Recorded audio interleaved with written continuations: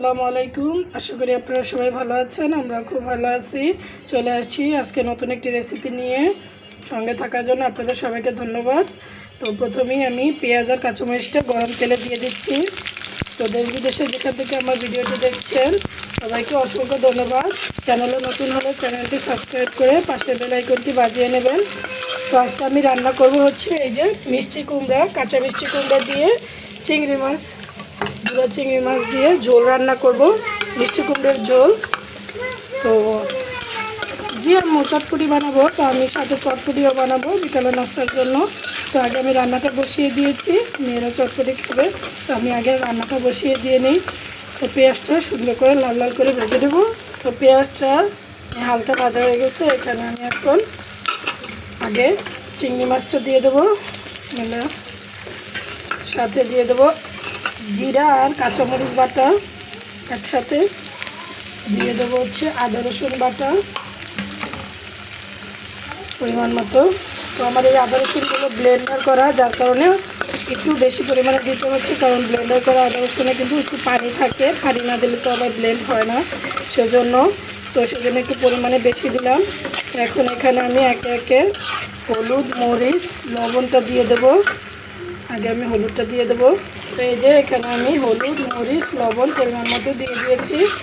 এখন আমি একটু মশলাটা ভালো করে কষিয়ে নেব। তো এখন কিন্তু মিষ্টি কুমড়ার, এই ছোটো ছোটো মিষ্টি কুমড়ারই সিজন। বড় হলে এই মিষ্টি কুমড়া কিন্তু অনেক বড় হয়, আপনারা দেখছেন। আমি কিন্তু এই মিষ্টি কুমড়া আমার নানির বাড়ির মিষ্টি কুমড়া।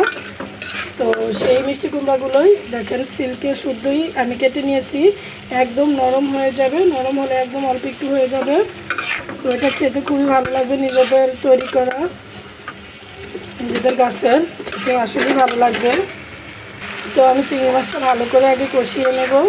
তো চিংড়ি মাছ দিয়ে যে কোনো সবজি বা তরকারি যাই রান্না করেন না কেন, খেতে কিন্তু খুবই দুর্দান্ত হয়। চিংড়ি মাছ দিয়ে লাউ শাক, পুঁই শাক, পালং শাক, মিষ্টি কুমড়ার শাক খেতে, রান্না করে খেতে ভালো লাগে। তারপরে চিংড়ি মাছ দিয়ে লাউ, যে কোনো কিছু চিংড়ি মাছটা যায় খেতে খুবই ভালো লাগে। সেজন্য আমার চিংড়ি মাছটা অনেক প্রিয়। ইভেন আমার একার না, আমার ফ্যামিলির প্রায় সবাই অনেক চিংড়ি মাছটা অনেক পছন্দ করে। তো এখানে আমি সুন্দর করে ভালো করে মশলাটা আর একটু কষিয়ে নেব, যাতে আদা রসুনের কাঁচা গন্ধটা না থাকে। সেজন্য আমি কিন্তু এখানে পানি দেই নাই, পানি ছাড়াই কিন্তু কষানো হচ্ছে। আজকে আমি পানি দেবো না, মিষ্টি কুমড়াতে ঝোলের জন্য সামান্য পানি দেবো, এছাড়া আমি আর পানি ইউজ করবো না। কারণ মিষ্টি কুমড়া যদি ঝোল ঝোল রান্না না করি তাহলে আবার খেতে ভালো লাগবে না। তো এই যে আমার কষানো দেখেন একদম সুন্দর মতো হয়ে গেছে, একদম লাল লাল হয়ে গেছে। এখন আমি মিষ্টি কুমড়া, ধুয়ে রাখা মিষ্টি কুমড়াটা দিয়ে দিলাম। দেখেন একটু পানিও নেই, একদম সুন্দর করে ধুয়ে রেখেছি পানি ঝরিয়ে। তো এই যে আমি সুন্দর করে নাড়াচাড়া দিয়ে দিয়েছি। এখন আমি ঢাকনাটা দিয়ে সুন্দর করে ঢেকে দেবো কষানোর জন্য। এখন আমি এটা ঢাকনা দিয়ে ঢেকে রাখবো। মিষ্টি কুমড়া থেকে কিন্তু একটু পানি বের হয়েছে। এখন আমি একটু নাড়াচাড়া দিয়ে দেবো, যাতে নিচে মিষ্টি কুমড়াগুলো এখন উপরে উঠে আসে আর একটু নিচে চলে যায়। এটা কিন্তু কষাতে খুব সুন্দর মতন হয়ে যাবে। কষানোটা সুন্দর হলে কিন্তু সবজিটাও খুব সুন্দরভাবে সেদ্ধ হয়ে যায়। আর কষানো যদি ঠিক মতো না হয় তাহলে কিন্তু সবজি সুন্দর মতো হয় না।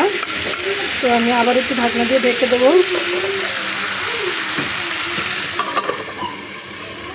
তো এই যে এখানে চটপটি ডাবলিটা আমি ভালো করে সেদ্ধ করে নিয়েছি, আলুটাও একসাথে সেদ্ধ করে নিয়েছিলাম। এখন আমি এই ডাল ঘুটনিটা দিয়ে চটপটি ওই ডাবলিটাকে সুন্দর করে আলুর সাথে মিক্স করে নেব। আর ওই পাশে আমার বোন আমাকে সাহায্য করছে চটপটি বানানোর জন্য, শসা, পেঁয়াজ, কাঁচামরিচ কেটে দিচ্ছে, টক বানিয়ে দিচ্ছে। আমি এখানে রান্নাও করতেছি, চটপটিটাও তৈরি করতেছি। এই যে এটা আমার খুব সুন্দর করে গ্রেড করা হয়ে গেছে। এখন আমি ঢাকনাটা দিয়ে ঢেকে রাখবো কিছুক্ষণ। এই যে এখানে আমার চটপটি, শসা, পেঁয়াজ আর কাঁচামরিচ কাটা হয়ে গেছে। এইখানে আমি লবণ তো আগে থেকে দেওয়া ছিল, সামান্য পরিমাণে গুঁড়ো মরিচ না, শুকনো মরিচের ফাঁকি সেটা দিলাম, ভাজা শুকনো মরিচের ফাঁকি দিয়ে আমি এখানে একটু ভালো করে নাড়াচাড়া দিয়ে নেব। এইখানে আমি দিয়ে দেবো হচ্ছে কাঁচামরিচ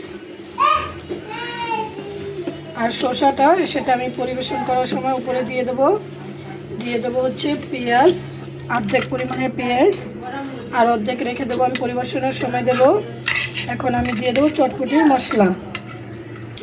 এখন আমি এই যে চটপটির মশলাটা দিয়ে দিচ্ছি পরিমাণ মতো। এখানে আমি দিয়ে দিলাম। আবার পরিবেশনের সময় আমি আরেকটু সামান্য পরিমাণ দিয়ে দেবো, তাহলে এতে কিন্তু খেতে খুবই দুর্দান্ত লাগবে। এই যে এখন এটা আমি এইভাবে ঢেকে রাখবো। আমি ডিম সেদ্ধ দিয়েছি, ডিমটা হলে আমি পরিবেশন করে দেব।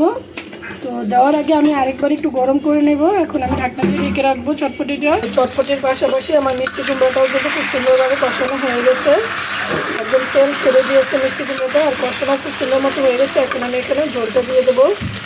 একটু পাতলা করে ঝোল করব, আমি বেশি ঘন করব না, পাতলা ঝোলটাই খেতে খুব দারুণ লাগবে। আমি আরেকটু পানি দিয়ে দেবো। দেখেন পানি হয়েছে, আরেকটু দেব। এই যে আমাদের চটপটি রেডি, এখন আমরা খাবো। আর ওই পাশে আমার তরকারিটা হতে থাকুক, আগে আমরা চটপটিটা খেয়ে নিই। তো এই যে আমার মিষ্টি কুমড়ো তরকারিটা হয়ে গেছে, এখন আমি নামিয়ে নেব। তো আপনারা সবাই বাসায় এভাবে অবশ্যই ট্রাই করবেন, খেয়ে দেবেন, খুবই দুর্দান্ত এবং ভালো লাগবে। তো আপনারা সবাই এভাবেই আমার পাশে থাকবেন, আমাকে সাপোর্ট করে যাবেন। তো আপনারা সবাই ভালো থাকবেন, সুস্থ থাকবেন, টেস্ট দেওয়ান ব্লগের সঙ্গেই থাকবেন। আল্লাহ হাফেজ।